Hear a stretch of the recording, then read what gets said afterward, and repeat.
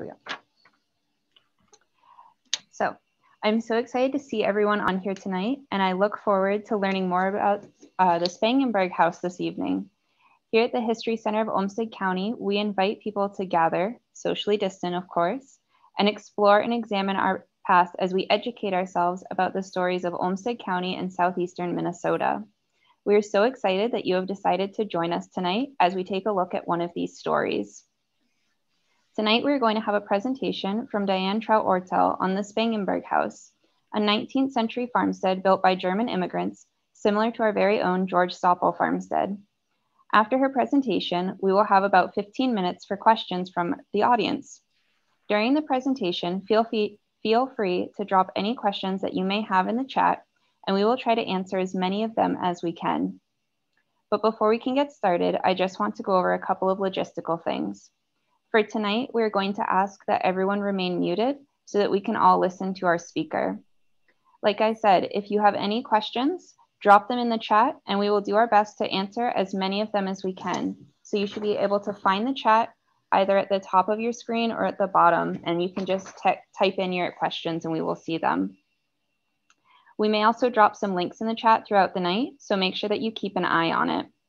Anything that we put into the chat, we will be sure to send to you tomorrow, along with a quick survey about tonight's program. The survey should only take you about 2 minutes, and we greatly appreciate your feedback. We also recommend watching this in presenter view, but if you want to see everyone participating Brady Bunch style, you can do so by clicking on the presentation view button in the upper right-hand corner of your screen. If you are joining us from an iPad, you may have to swipe a little bit to find that option. Also, we are recording tonight's program, so please keep that in mind. We are so excited about tonight's talk and hope that you will continue to join us for some of our future events, where we will talk about everything from voting in Minnesota to smallpox vaccinations to architecture and everything in between. These talks are one of the many great benefits to having a membership to the History Center of Olmsted County, and we certainly hope that you will continue to join us for these talks. And we also hope that you will consider getting a membership to experience even more benefits. To kick off tonight's event, we have our very own Executive Director, Wayne Ganaway, who would like to talk a little bit more about the History Center and our Stoppel farmstead. Take it away. Thank you, Abby. And hello, everyone. Thank you so much for joining us tonight. This is our first virtual presentation. I want to make a special thank you to our members who are so important to the sustainability and the community of the History Center of Olmsted County. Thank you, members. I first read this article, Diane's article, probably last spring, and I was immediately struck by how it had shared so many similarities. The property she's talking about, or going to be talking about, shares so many similarities to our very own George Stoppel farmstead here on our property in Rochester. And it made me think about the time period that the Stoppels arrived, but also the fact that ethnicity and how ethnicity is so important to how people shape their experience in their new homes. And so I would, if you know about the George Stoppel farmstead, then you know it's a pretty impressive stone house, but also a barn and a smokehouse and 2 caves. And it was constructed by George Stoppel and his brother Joseph, who were German immigrants. So I'm really excited to be able to learn about the broader context of the Stoppel farmstead. And I think Diane's presentation will help us understand that broader context, and that will help us understand the George Stoppel farmstead and how it fits in with what was going on with other communities and German immigrants. So thank you once again. Yeah, so thank you for that.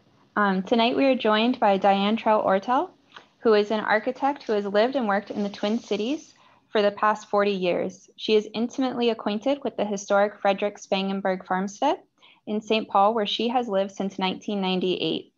Diane's longtime interest in historic buildings dates back to the 1970s, when she worked for the Milwaukee Landmarks Commission while studying architecture at the University of Wisconsin. At the time, the preservation movement was gaining momentum as a response to the bicentennial. Diane also holds a BA from Knox College in Galesburg, Illinois, and a Master of Architecture degree from the University of Wisconsin in Milwaukee. We're so excited that she has agreed to join us tonight, and so we will have her begin her presentation. Thank you. Is it time for me to start? Yep. Okay, thank you so much, Abby, for that introduction. I'll try to live up to it. And thank you, Wayne, for inviting me to talk about one of my favorite subjects. This is a photo of the house that was taken very recently, but I think you will see that the house really hasn't changed that much over the last 150 years. It's been continuously occupied, and that is one asset that it has had. The next slide will show what Wayne has already alluded to. The Spangenberg house bears many similarities to the Stoppel house at the History Center in Olmsted County. And you can see just from the picture that, that there are many things in appearance, but also, as was mentioned before, both houses were built by German immigrants in the 1860s from limestone that was quarried on site. And the other thing that they have in common is that shortly after they were completed, one-story kitchen wings of matching stone construction were added to their north elevations.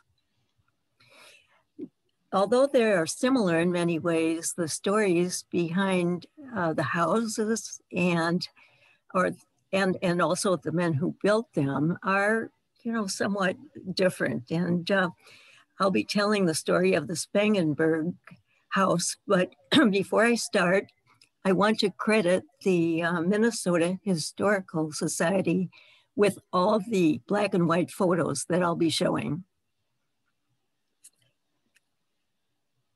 The next slide is going to show what St. Paul looked like when Frederick arrived in 1857. Minnesota Territory was on the brink of becoming Minnesota State, and St. Paul was scrambling to replace its first buildings with more durable ones, with buildings that would be, more suitable for the capital of a new state. You can see in the foreground, there are piles of limestone. The limestone was a tremendous asset in this effort. The limestone was plentiful and it was close to the surface in St. Paul in many areas, so it was easy to excavate. And it allowed St. Paul to do a rapid makeover. The next slide is going to show where Frederick Spangenberg settled. On the left, you have a map of Reserve Township. And it was so called because it was reserved for the soldiers at Fort Snelling.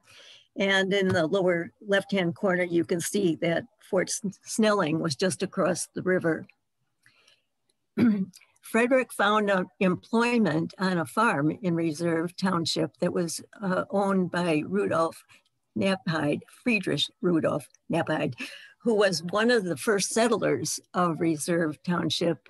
He bought land the day it was opened for sale, and that was in 1854. Frederick met his wife Anna while he was working for Knapheide. She was also working for him.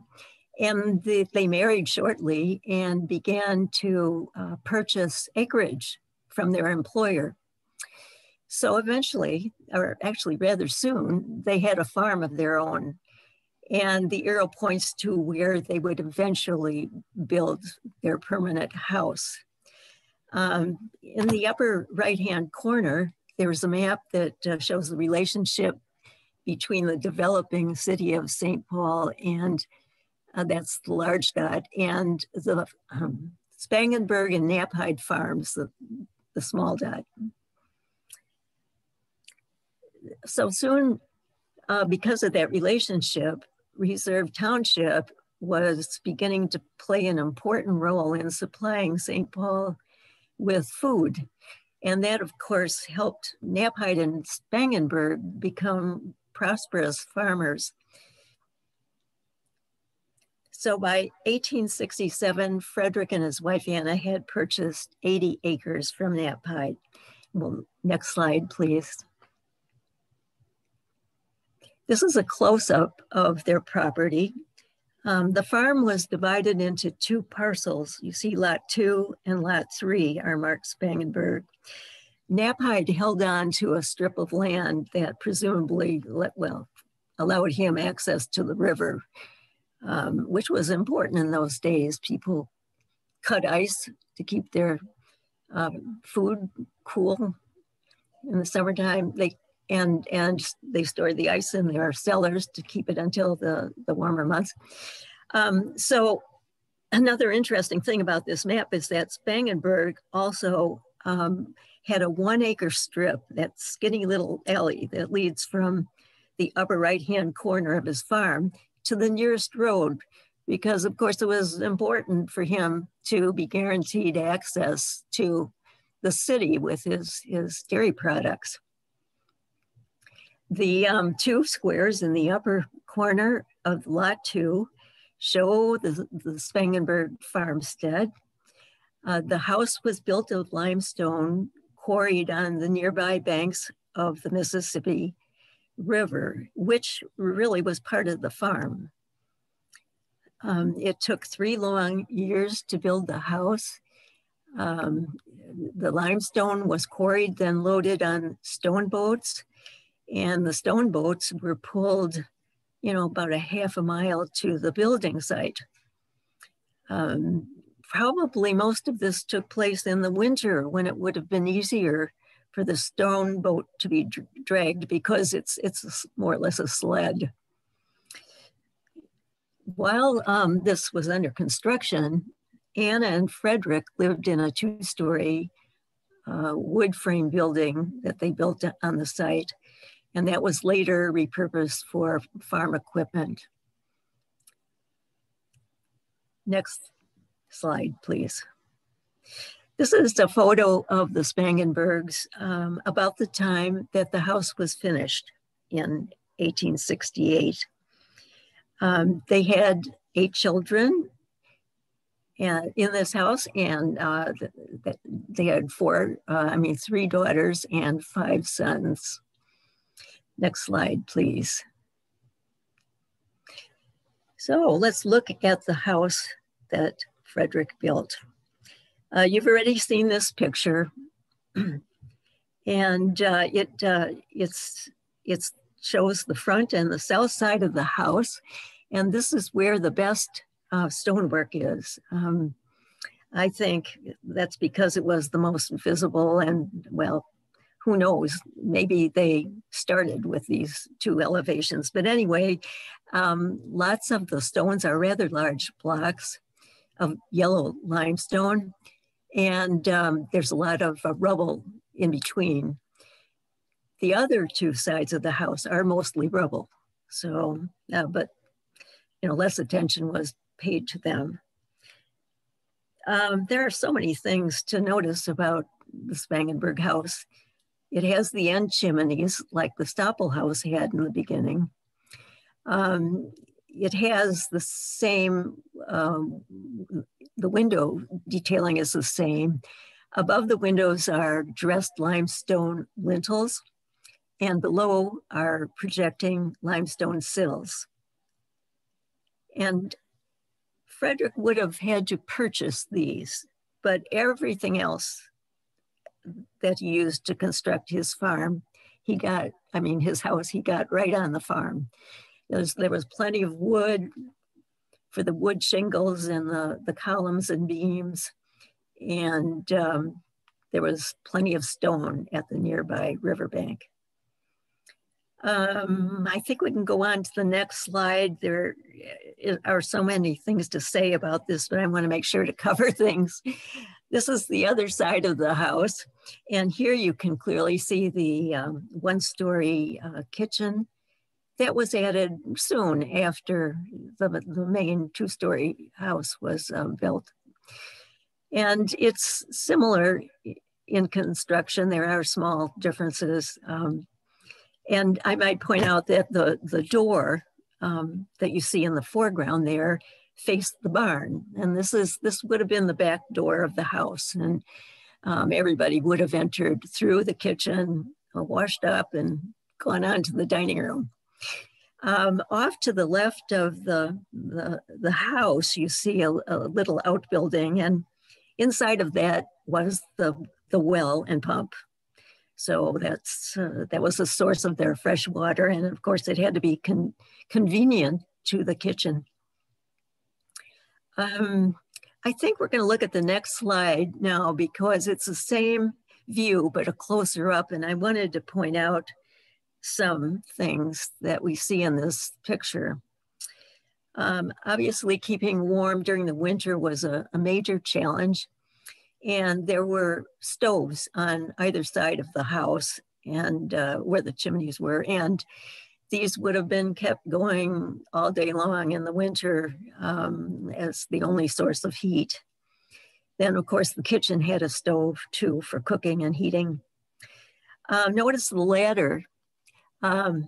Chimney fires were quite common, and it was really important for them to be able to put out those fires as soon as possible. And another thing I would like to point out is the gutters and downspouts collected rainwater from the roofs and directed it to a cistern in the basement. So that was a ready supply of what we call gray water because that wasn't potable, but it was used for washing. And there was a cutout in the kitchen floor, and they could lower a bucket to the basement so that the buckets could be filled with water from the cistern for those purposes. You'll notice too that the front entry and the porch are all boarded up, and that of course was to conserve heat in the winter time. We see a little bit of snow here. Actually, this was taken in spring. Most of the pictures were taken that you will see were taken at the same time in about 1900 in the spring. Next slide, please. From the rear, you can see that the back of the house was much plainer. And then the barn in the distance was wood framed and wood. It was sided with wood siding. And you can see a couple of the outbuildings in between. The barn straddled a slope that traversed the site. And that was, that the siding of the barn was very deliberate. The livestock could enter on the lower level on grade. And then at the top of the hill on the other side of the barn, the hay storage area could be more easily accessed. Now the Stoppel house has a big ramp that leads to the top, the upper hay storage level. So it was a need to provide, easy access to both levels of the barn. I'm looking at the slide and just seeing if there's anything else we should mention here. I think we can go on to the next one. I love this picture, which came with the house. And there's someone in the audience, George Dow, who may recognize this picture because when he and his parents owned this house, it would have been in their possession. But this is the same view that we just saw, but it's a hand-colored photo of the farmstead from the Southwest. This is what the farm would have looked like from the river. And I think this may have been taken in the 1880s because that's when hand-colored photos became very popular. Let's go on to the next slide now because we can see the farm from the other direction. So this is the farm from the southeast. And this photo is a little blurry. We don't have the original. I keep looking on eBay. I hope someday to find this photograph. But it was used by the Pioneer Press in an article that they did in 1955. And of course, the house is on the left and the barn in the distance. And then you see many outbuildings. These supported a very prosperous dairy operation. I wish I knew what they were growing in the front. There's so much of it. And I don't know if it's something that they raised in order to sell or whether it was something they fed the cows. But anyway, if anybody is an expert in farm plants of the 1800s, they can perhaps help me with that later. The next slide shows that this prosperous farm that I've been talking about was eventually threatened by the rapid growth of St. Paul. Actually, it wasn't as rapid as it could have been because there were two recessions that slowed it down. But of course, eventually the city started to close in on the farm. And here you can see that the Spangenbergs have sold the lower half of their farm. And so has Knapheide sold his access to the river. And they are now platted into residential lots, and the subdivision is called Island Park Edition. You see too that there was a subdivision to the north of the farm, which is marked as Lot 8 there. That did not materialize, but at this time that was the intent.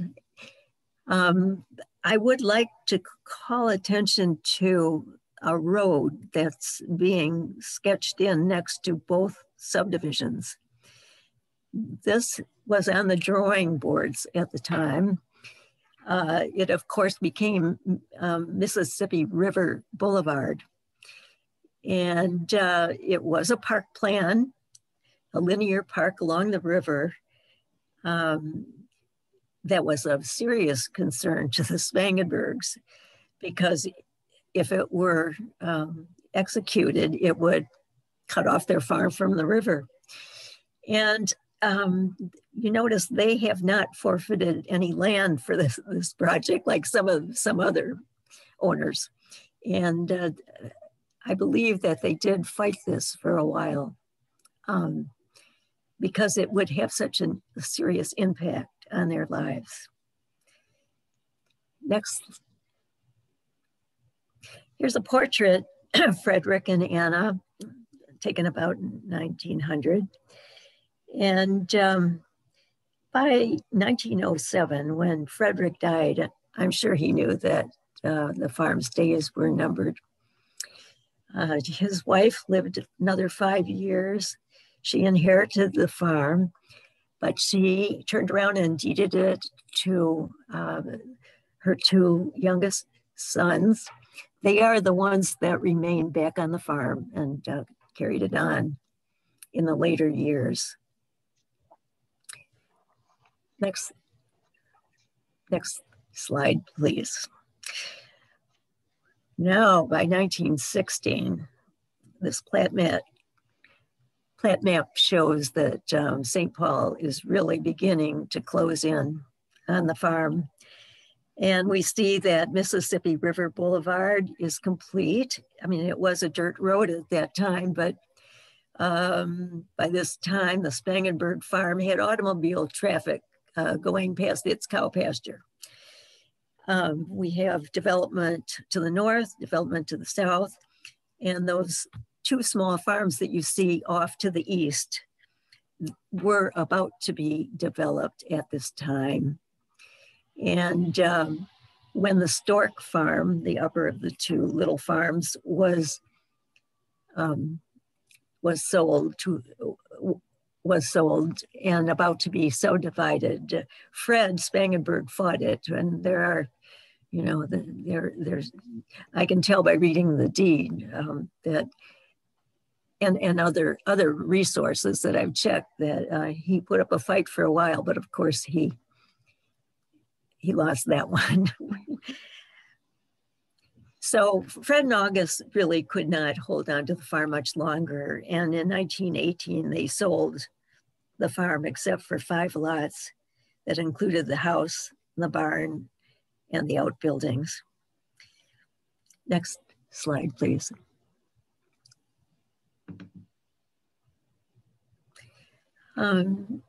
With the money from the sale of the farm, the 2 youngest sons made improvements to the house, and they were interviewed in a newspaper article, and they told the history of the house, and they proudly told about the improvements that they made.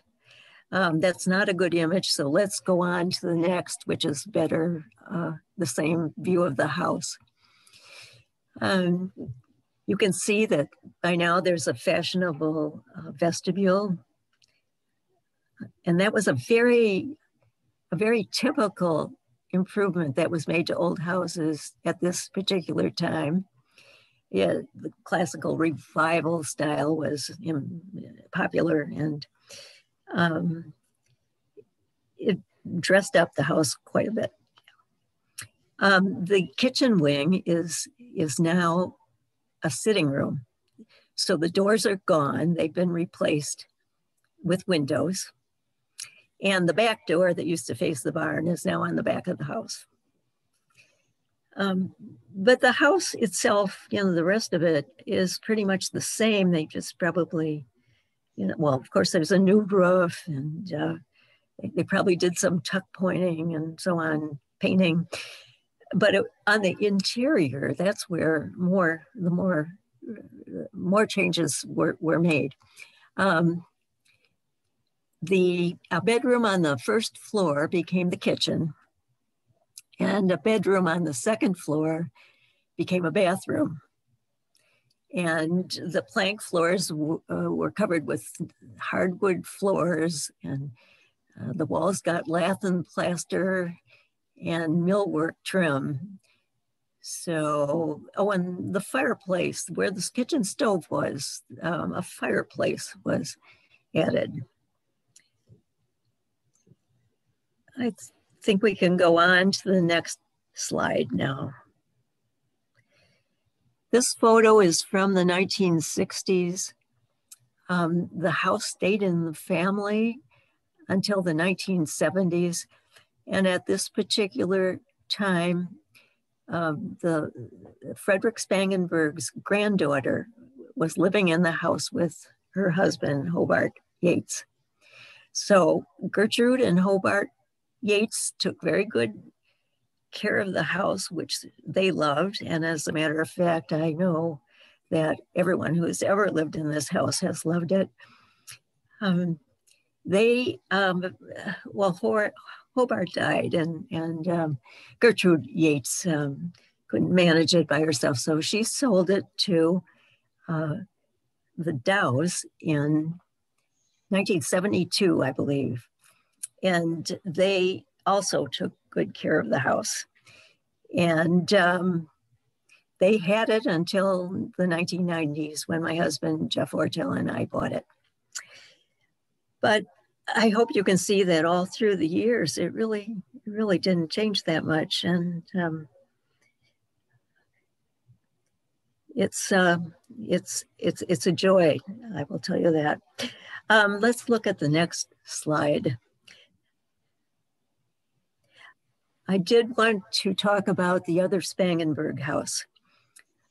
Frederick Spangenberg's brother came shortly after he did in 1863.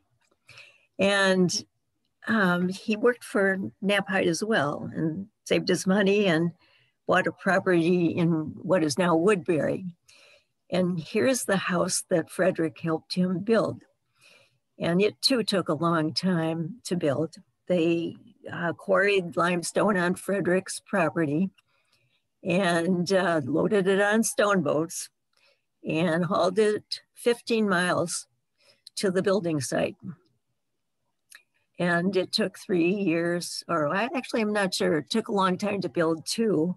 And while it was under construction, Charles and his family lived in the lower level, the walkout basement that you see there. The house was built into a hill, which allowed that walkout basement. So it's a little fancier than the Frederick Spangenberg house because by now the Victorian style was popular, and some of the detailing on the porch and also the arched window openings show that it was a little more elaborately detailed. The next slide will show it from the other direction. On the left there, you see the west elevation, and that's the front of the house, but I suppose nobody used it probably. But anyway, I also have put the Stoppel house nearby. Again, the similarities are striking between the Spangenberg houses and the Stoppel house. There is a big difference that this might be a good time to mention. The Spangenberg houses were built with a lot of stone rubble and roughly cut larger stones. The Stoppel house is very much more uniform. The units are smaller and they're all very carefully cut and they're all the same color, well, not exactly, but they're definitely more uniform in color. And that's because of the source of stone from the caves, that was more uniform stone that they had available to them. As far as how nicely cut the units are, I believe that George Stoppel's brother was a mason, a trained mason. And so he obviously took pride in his work, and the masonry is very fine there. Let's look at the next slide, which shows Charles, well, part of Charles Farm. These two buildings Frederick helped Charles build as well. The barn is gone, but the granary is still there. And it's been moved closer to the house. But I think they're going to be celebrating it next year, and that there will be an open house at the Charles Spangenberg house in Woodbury next year. So you might want to watch for that. The next and last slide shows the magazine article that Wayne referred to. It was really a pleasure to have the article I wrote about these houses published in Minnesota History last spring. And of course, the magazines can be purchased from the Historical Society, but the article is online, and the link is below. You can access that very easily if you want to find out more about these two houses. And that's all I have. But I would be happy to answer questions if I can. All right, thank you so much. That was a lot of information, some really nice pictures. So let me see what questions we have. 1 second. Okay. So one of the questions is about the picture from the back of the first Spangenberg house you mentioned, that there was something that appeared to be on the fence, and it almost looks like graffiti. Do you know what that is? Advertising. And this was pretty common. I think, well, Germans are thrifty and they reuse everything. And I think that the wood probably was a sign advertising tobacco or something at one point. And, it was eventually scrap lumber that they used to build their fence. That's my theory. I don't really know, but. All right. And so we have another question. How many people did it take to construct the farmhouse? I wish I knew. I'm sure he had to have help. You have to get closer, Diane. Oh, thank you for reminding me. I am hugging my screen, and that's because Abby has informed me that you can hear me better when I do so. I don't know how many people helped, but I know they had they did have workers, and I think, I'm just guessing about this, but it's so plausible. I mentioned that 2-story frame house that the family lived in during construction, and it had 2 levels, and the upper one could have been for the family, and the hired help could have slept downstairs. But I'm 3. It couldn't have been done all by Frederick, right? I mean. And Anna was pregnant every year for many years. I'm sure she wasn't much help either. Are there any photos of the interior of the home that you know of? No, and this is a great sadness. I would love to, we have none. Okay. And it would be just so interesting. We can do a little detective work and kind of guess what the original interior might have been like. You can scrape away paint and see several layers, and you go back to, the colors that think wood was painted over the years. Mm-hmm. Also, just by looking at a couple of the walls, we think one was added later, just a kind of an awkward jog in the wall. This is at the right of the stair to the upper level. I think the house was more open in the beginning. It probably was a stair hall, and with 2 big rooms on either side. And then later, as needed, as different spaces were needed, they added walls. But a lot of this is conjecture, but well, what else can you do? Yeah. Yeah. But so we think it was very plain, very, very plain on the inside in the beginning. Okay. Yeah, we have a couple of questions about the interior of the house. So do you have any idea of what style or materials were incorporated? And how has the interior evolved since you purchased the home? I'm very happy to answer that last question, but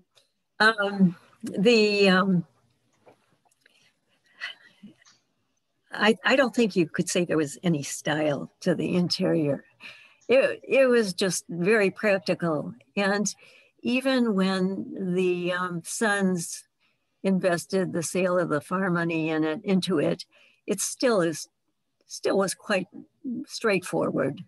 They added the lath and plaster, as I said, and they probably had wallpaper on it rather than paint, but I'm not sure about that either. Then, there's casing around the doors and windows, and it would have been stained and varnished. That was obvious to us.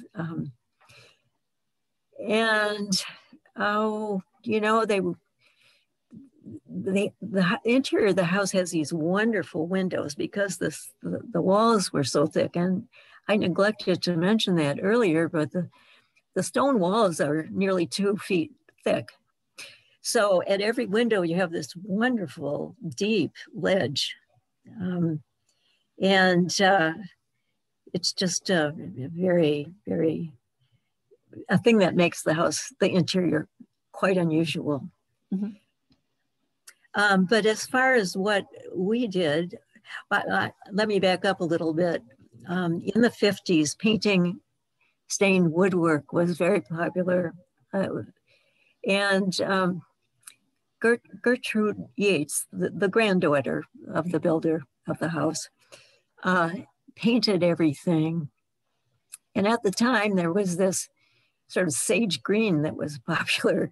And so sage green walls, sage green window frames, sage green everything, you know, because an interior decorator, I told her that this would make the house look larger, which it did, I'm sure. And so then later on, though, it was the woodwork was painted white. And Gertrude also glued wall-to-wall carpeting on the hardwood floors, which is something that people like to live with. It's very comfortable, and there's nothing wrong with it at all. But when Jeff and I bought the house, we did take off the carpeting and hired Dave's Sanding to sand the floors and varnish them for us. And we really are still removing paint from the woodwork. Most of the house is now done, and it's stained woodwork around the windows and ceiling now, and the floorboards, except for the dining room. And we'll probably get to that in the next couple of years. Otherwise, we have not changed the house at all. Everyone who has, well, I know that the Dows did not want to change anything either. This is a historic house, and you just, the right thing to do is to do as little changing as possible, just what's necessary. We have redone the bathroom and the kitchen and things like that, but that really was done by the two sons who inherited the farm. So really, those changes were done by the family.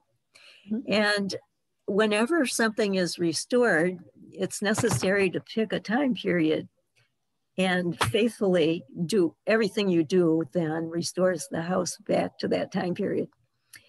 Well, we thought it made sense to restore the house back to, you can't hear?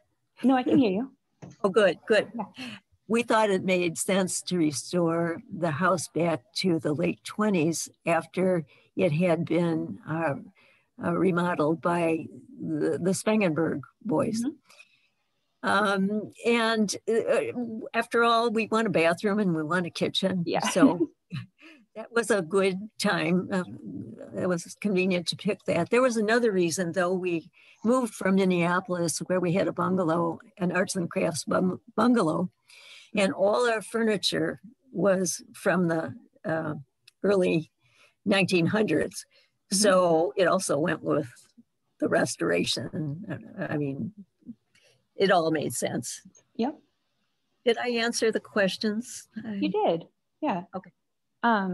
So what other farming, if any, did they do other than just the dairy cows? So you mentioned dairy, but was there other farming that the brothers did? Not that I know of. They very possibly also sold fruit and vegetables mm-hmm. in the city, but there's no documentation of that. They were primarily dairy farmers. How many rooms were in the original layout? Do you know? Yes, we mentioned the first floor earlier. You come in and there's a stair. Mm-hmm. So the stair hall in the center separated two rooms, and the one to the right was probably early on divided into a parlor and a small bedroom. The large room to the right of the stair has always been open, one large room front to back. And well, as we mentioned, there was that kitchen addition that now is a sitting room. Then upstairs, we go to the top of the stairs, there's a stair hall up there and two bedrooms on either side of the stair. There's a small bedroom and a larger bedroom on each side of the stair hall. Now, was It's a one of pretty those bedrooms turned into a bathroom, you said? Yes, yes. One of the small, one of the two small bedrooms upstairs became the bathroom. We have made one change. I don't know if I should mention this. I'll admit it. We did separate the bathroom into two bathrooms. It was, long, and so now we have a half bath off the master bedroom and the main bath. Okay. So, but that could be undone, right? Yeah. Do you know where in Germany the Spangenbergs came from? Yes. And it's been fun researching that. You're cutting out again? They came from Limlingerode, a small farming village in central Germany. Mm-hmm. It was about 60 miles north of Erfurt and Weimar. Okay. It's really smack dab in the middle of modern Germany. And the village was a typical medieval village in that it was just one road that looped around. There were buildings on either side. You can Google it today, and that's fun. You can see it's different now, but it's still basically a small town. And the serfs would work in the fields that surrounded the town. And later on, when the serfs were liberated, they worked. They were probably tenant farmers. And, eventually some of them bought their own land. Mm-hmm. And so were the Spangenbergs farmers while they were in Germany? Gertrude Yates, whom I had the... You're cutting out again? I did interview Gertrude Yates. Mm-hmm. She was in her 90s, and she gave me valuable information. She said that Frederick Spangenberg's father, mm-hmm. so the senior Frederick Spangenberg, was a cattle dealer. And so I'm pretty sure they didn't ever have their own land. They might, very possibly family members did do farming, tenant farming of some sort. I mean, that's the area. That's almost what everybody did, in the area. So, but I guess Senior Spangenberg took the cattle to Nordhausen, which was about 12 miles away. And mm-hmm. That's where the market was that he traded in. All right. Are the stairs that you've mentioned a couple times inside the house, are they original? Yes, I'm quite sure of that. There's also this kind of cool stair to the attic. It's very steep, and the treads are narrow, and so they kind of overlap, so that when you step on them, the front part of your foot is underneath the tread above. So it's halfway between a ladder and a stair. And that was closed in, and we did take the walls that enclosed it away. So now it's open, but you wouldn't want the stair open to the attic. But so we have built some partition walls up there and insulated them and insulated the roof. And it's just that we really thought that maybe the stair was open in the beginning, but again, we have no way of knowing, but we knew that the partition walls were not there, so. Okay. Why was the kitchen addition built? Wouldn't you want it inside to provide heat for the rest of the house? Yes. And originally the kitchen You're cutting out again? Originally the kitchen would have been in the main house, mm-hmm. in the dining room.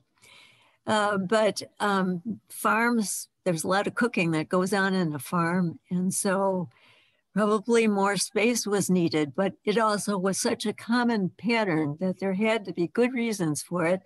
I think it was pretty a source of heat in the summer that you did not want. Mm-hmm. And so that might have been one reason, but I'm sure space was another.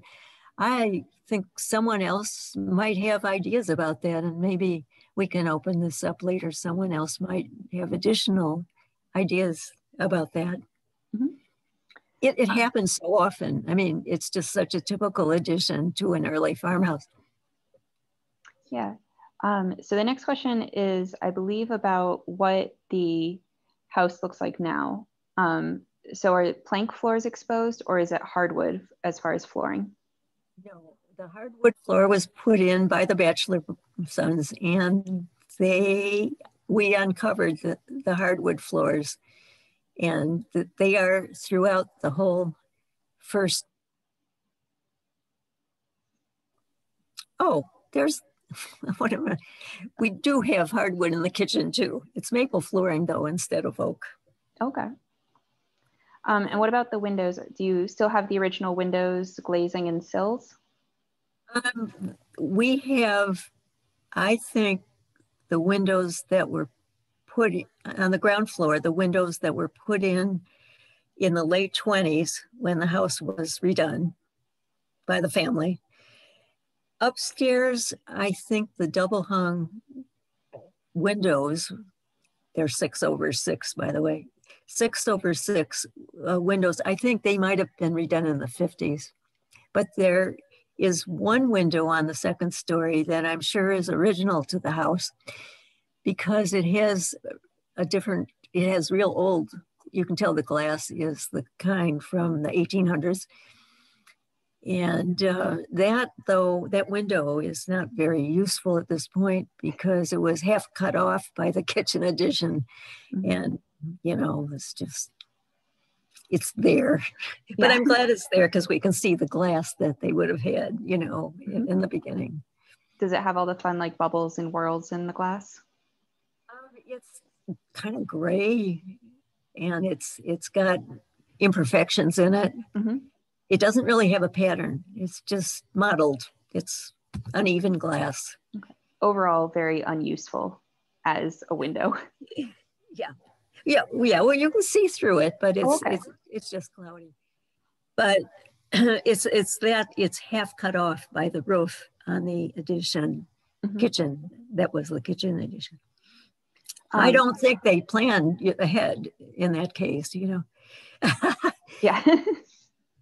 I did have this thought, since the back of the house is so plain, mm-hmm. maybe they thought they would add on in that direction, because we just wonder why they didn't have more windows in the back of the house. But then there was that hill I told you about that the barn straddles, mm-hmm. and building the addition would have been a little more complicated there. Yeah, trying to build on the hillside. Yeah. So how do you heat the home? Are you still using the 2 fireplaces, or how does that work? No, the only working chimney is the one. You're cutting out again?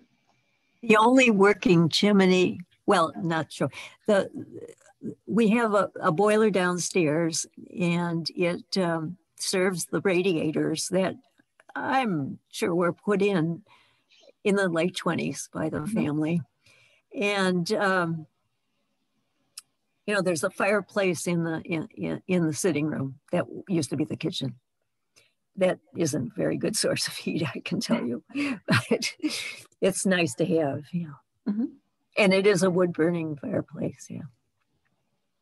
So I'm just curious, the facade that we've been talking about with the 5 windows and the door in the front, obviously is in multiple houses. Do you know, are there other famous structures that have that facade? And where does that design come from? It's from time immemorial. You cut out again. I think it's just been around, that configuration has been around so long, for centuries. Mm-hmm. And it's just, it's just a very typical arrangement for a house. Mm-hmm. And if you ask a child to draw a picture of a house, what does he draw? He or she draw? Right. You know, there's a door in the center, and then there are windows around it, all symmetrically placed. That wouldn't be any. I mean, I guess you could say it's classical, because the classical style is symmetrical. Mm-hmm. Everything is balanced, and but the style, you know, that classicism persisted over centuries, and that's why we see it so often. Okay. Let's see. So we do have a couple comments about the kitchen, and they're wondering what your opinion is about it possibly being to reduce the risk of fires, having the kitchen outside of the main structure. Oh, possibly. You know, that's certainly possible. I think, though, we need to look at what a kitchen was used for on a farm. It really wasn't just for cooking. We mentioned the wash water and the fact that the pump is just outside the kitchen. People entered through the kitchen and they washed their hands. You know, I'm not sure whether they took baths in there or not, but the clothes might have been washed in there. I don't know if that answers the question, but it's more than just a cooking space. It served a lot of purposes. It is a multi-purpose. That's a good, yes, Abby. It's a multi-purpose room. Mm-hmm. And even the farmhands they'd walk through the kitchen on their way to sit down at the dining room table for dinner, right? Mm-hmm. Have you found any interesting items during renovations or like out in the yard while you're gardening? We thought maybe some gold would be very... You're cutting out again. We haven't found any of that. No, we haven't found much. It was really pretty clean. There was some farm tools were left in the garage of the house. Mm-hmm. Most of the farm equipment was given to the Minnesota Historical Society by Gertrude Yates, and you can see some of those things online. And they are in storage at the Minnesota History Center. We haven't found anything really unusual on the grounds. And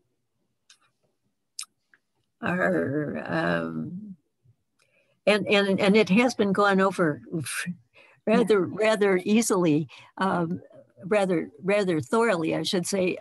We had a mailman who was a coin collector, and he asked if he could bring his, what do you call those things that... Metal detector? Thank you. He brought his metal detector, and but didn't really find much, you know, nothing of any value or any, just odd pieces of scrap metal. Mm-hmm. And so for those in the audience who maybe are interested in doing research on their own house, what was the process like for you researching this house? And like, what kind of resources did you use? Well, I was, I see George now. It was really, it really was a long process researching the house. But I was very lucky because I got to interview Gertrude Yates before she died. Mm-hmm. And she had written a history of the family with names, you know, of everybody. And she also told me about the changes that took place. And of course, I could check that out then. It's, you always want to verify information you get in that manner. So then, you know, the newspaper articles backed her up on changes that occurred to the house in the 20s. And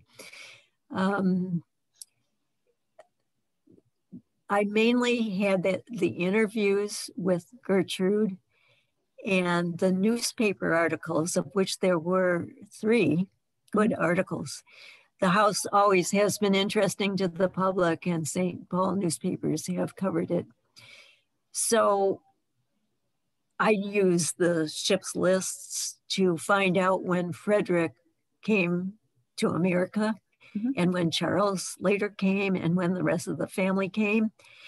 There's this great series of books in the Gale Library at the Minnesota History Center, and it lists all the immigrants. It's just wonderful. It tells the ship they came on, and you can see that they came in groups, and because they're grouped by family. Yep. And it even tells you what their occupation was in the old country. Frederick was listed as a clerk. I can only think that he was a young man who served as a clerk in that little town of Limerota, maybe in the town hall. I don't know. So what happened to the Charles Spangenberg house? Does anyone live there? Yes. And the house has been continuously occupied. I didn't spend much time on this house. I certainly could say a lot more about it. Charles Spangenberg did not have as good luck as Frederick Spangenberg. And his family, first of all, his wife died, and then his family fell apart, and he sold the farm in 1900 to another family. I forgot their name, I'm sorry. So that family kept the house for 70 years. And I think they kept it even longer. The next generation kept it even longer. And it went up for sale in 2000 something, the early 2000s. And it was purchased by a family that put a lot of additions on it.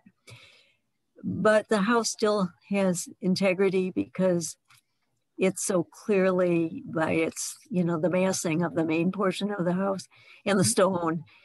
So it's still on the National Register of Historic Places. They did not take it off. There were dormers added to the roof, and a 2-story addition was added.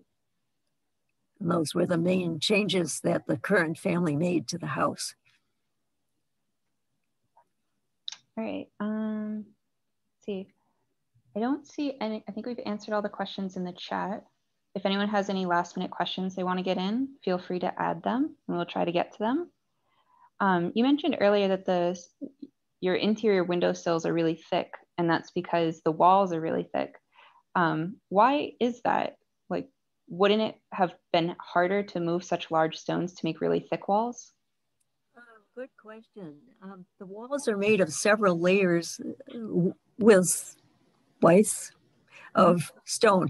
There's the outer layer that the most care was taken, with, and then there's the inner layer, and usually there's a rubble stone, scraps of stone in between those two. And they built it. If a 2-story house in those days had to have a thick wall. Structurally, it was necessary. The wall would taper just a little bit as it went up, and by the attic, it would only be maybe 18 inches thick.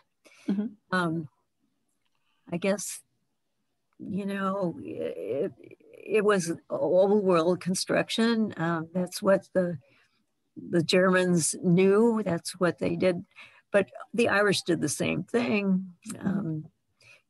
It was just the way houses were built before there were studs. Now our houses are held up with studs, and studs are tied in together, and there's some rigidity there. But the stone is being relied on to hold up the walls, to hold. So it's not just the outside of the house, but it's also the interior structure. That's what's holding everything together. Yes. And then they'd pour, a cement-like thing, you know, to tie it all together as one mass. All right. And I don't know if the Stoppel house has been, if the walls have been opened up, but I would assume that's very similar. Yeah, it certainly seems like they have a similar thickness, similar construction. There is plaster and lath because some has fallen, and you know the interior is in fairly rough shape. And so you can see some of the lath and plaster. I couldn't tell you exactly what period that comes from. Probably early though. They have not allowed me to open up the walls in the Stoppel house. I assume that will be next week. That will be very exciting. I'm so glad to hear about your plans. Oh yeah. One whole sledgehammer in me. We'll get it done. I have to keep an eye on you, Abby. I think this is a question I have for you. Is the well for the Stoppel house underneath the kitchen addition? Yes, I believe it is. Kevin, do you remember? Are you on, Kevin? I believe it is. That is correct. It is underneath the kitchen addition. Yeah, it's actually the kitchen addition porch, to be exact. Okay. There's a little porch that at one point we have photos that was enclosed, is no longer enclosed, but that is where the well is. Yeah, and I don't know if that's the well, but where what do you call that? The cistern. The cistern. I think it's a cistern rather than a well. But there is, Kevin, I think we saw notations or of a spring nearby. Yes. I think there's both a cistern and a well underneath there. Oh, okay. There's both in the same area. And then there is a spring on this northwest corner of our property where apparently everything was located at. And an interesting thing too is probably from, I don't know, 40s or 50s, down in the basement, you can see a very rudimentary water line just come plowing through the basement, no care kind of given in its placement. And so, you know, you have to step over it. I'm sure it's abandoned by now, but it looks pretty early. Like I said, I don't know, 30s, 40s, 50s, something like that. As some of the changes made later on were not as careful as the original construction. Yeah. Yeah. You know, one of the highlights of it is that after the cyclone of 1880, help me out here, Kevin, 1883. 80, what? I don't know off the top of my head. 80s. Okay, we'll listen to Abby, the newest person in town here.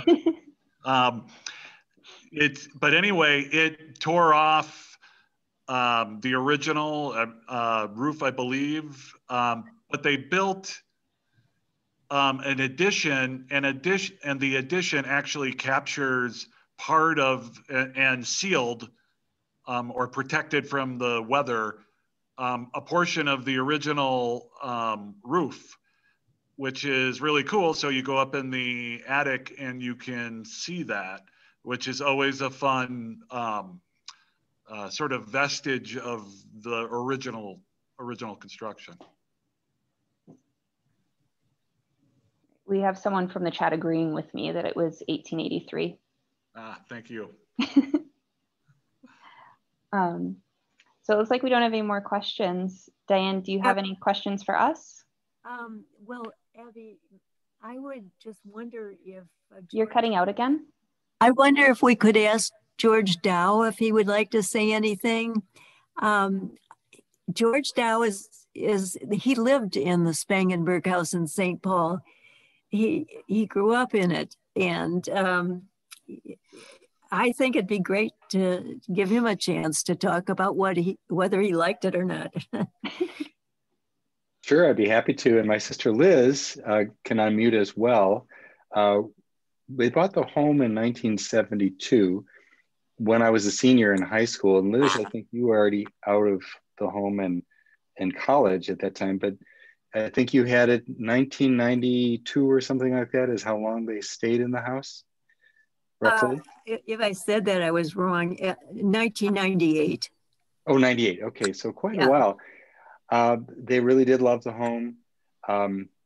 It was just something that my mother always loved antiques, and the house was an antique that was so well made. It was just so solid, and we always would comment on the 3-foot wide stone, the limestone, and how they dredged it up from down below in the river area, riverbank. It's been really interesting to see how the city of St. Paul changed. We appreciate that historical perspective, but I'd have to say that as far as how it felt living in that home, it felt really warm, and it felt like it was just simple but beautiful. Everything about it was intelligent and well designed. We spent a lot of time in the back room, the smaller space, the TV room we called it, less in the living room. The kitchen was pretty small. The attic was fascinating. My dad, squirrels came in all the time through that chimney. Did they still do that? Did you find a way to keep the squirrels out? We had a terrible time for years. We had squirrels living in the attic. We'd read what to try, putting mustard up there, all these ridiculous things. We did get rid of them.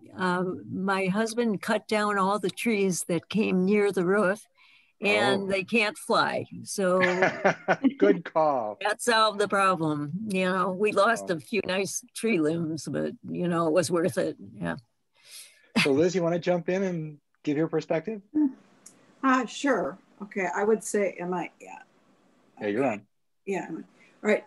I would say it felt incredibly cozy. There was something about having such thick walls. It was almost like having a hug of a house. So I felt that way. And also it was unique. So it's a nice neighborhood and the houses are all pretty nice, but that house was unlike any other house. And I always felt it felt so special living in a house that was unique. And I guess one specific thing about the interior, when you live in an old house like that, you keep discovering new things. And one of the things we discovered, I think we'd been there like 20 years, and I looked over and there was a crack forming in the living room underneath the stairs, and it's where there had been a door. So you could see the outline of a door underneath the stairs. So you would go in the back door and you could turn left at one point instead of going right into the kitchen. So that was kind of cool. And then I guess the other thing, and I actually just sent a note through to you, Diane, about this, that for me, George has a very cool house story too, but it informed a lifelong love of historic homes. So I live in Philadelphia, and an old house in Philadelphia is older than 1865. So I raised my kids in a Quaker dairy farm that was a William Penn land grant in 1784. And I now have a cottage that was built in 1800. So I feel like an old house like that has a heartbeat and a soul. And when you're in a house like that, you're never alone. So I would just add that. Relate to what you say.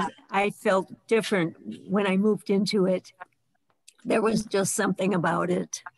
Yeah, I hear you. And that's wonderful. It really fostered an interest in old houses, living in it in the Spangenberg house, and you've certainly carried on that interest, right? Well, they need love. They need someone who appreciates them, who will invest in them and love them. Yeah. One thing I think you'd appreciate, Diane, is they were so glad that you bought the house. Mm-hmm. That you and your husband, you're both architects, aren't you? And they went in at least once to see what you had done, and they loved what you had done to the interior, stripping down to the wood. And they said it's very different because, they had the wall-to-wall carpeting and they had the different colors, and the wood was painted already. but what they loved what you did, and I think they really did love that two architects could appreciate it, and whatever changes you made to the interior, they liked. So for the record, you did a good job. That's good to know. I enjoyed your parents very much. They visited a couple times after we moved in, and that was fun. Yeah. Yeah. And Liz, I'm sorry, I didn't know that I didn't pick up on the fact you were here. So I was directing all my questions at George, but I didn't. That's fine. I'm glad to see your face because I've heard about, both of you. So. Oh, yeah. Well, I'm sorry to say that we do have to start wrapping up this program, but it's been really great having everyone on. So thank you so much to our audience for asking so many great questions. And and to our presenter for sharing her time and expertise with us. We hope that you enjoyed tonight's program and that you can continue to join us in the future as we discuss everything from vaccination in the Civil War, all the way to wax models and so much more. We're also planning some fun in-person events for the summer, including tours of our historic Stoppel Farmstead and the caves that the family lived in for their first winter here in Minnesota. The Stoppel Farmstead has a lot of things in common with the Spangenberg house we heard about tonight, and we hope that you will join us in June for these really interesting programs about the stories in our own backyard. If you enjoyed tonight's program, consider making a donation to help us continue to offer this and other great programs, or consider becoming a member. A History Center of Olmsted County membership offers a wide variety of benefits, including access to free and reduced cost events, as well as free admission to the museum when we reopen next week. Thank you so much to everyone who joined us tonight, and we look forward to seeing you at our next event.